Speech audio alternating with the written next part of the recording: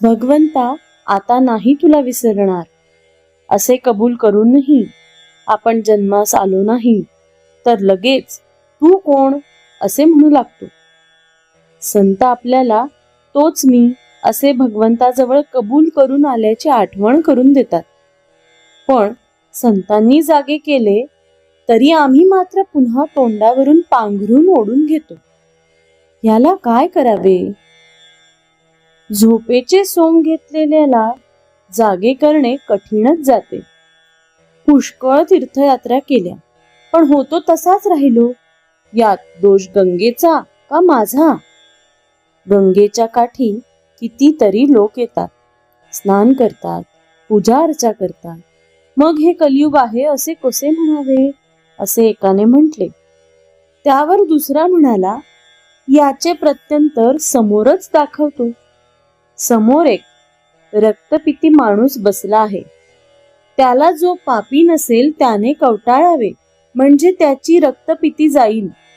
पण एवढे होईल की जर कवटाळणारा पापी असेल तर त्याला त्या माणसाची रक्तपिती होईल.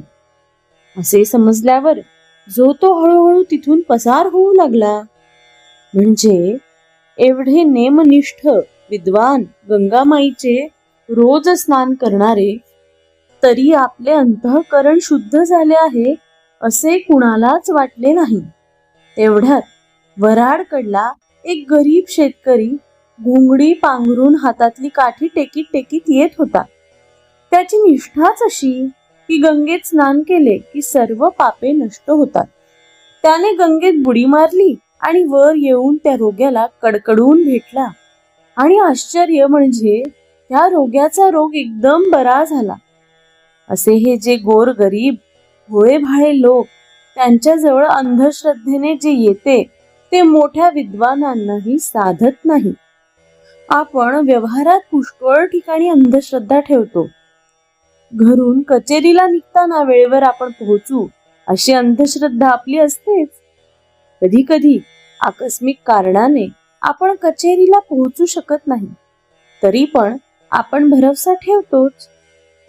व्यवहारात आपण एकमेकांवर जेवढी निष्ठा ठेवतो तेवढी जरी भगवंतावर ठेवली तरी भगवंत आपल्याला समाधान देईल. परमार्थ पूर्ण समजून तरी करावा किंवा अडाण्यासारखा श्रद्धेने करावा.